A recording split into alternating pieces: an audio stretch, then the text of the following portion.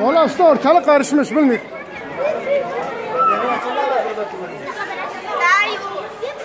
Dayı niye çekmişsin var? He? Niye çekmişsin abi? Video ama hemen çek.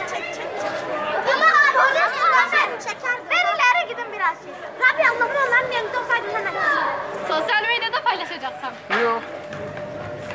Ben de çekiyorum yani. Ne oldu ki? Hadi telefon. Üç. Yazarım cin görmüş. İki tarafta cin görmüş.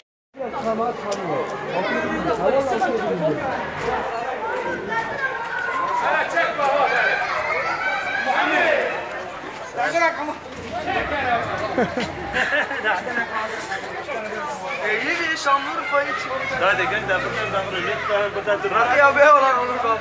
Yok oğlum benim için. Ama ya kalan. Osman sözünüze gösterdiğini açacak mı ben de? Hala Hoca ne yapıyor? Çek hadi.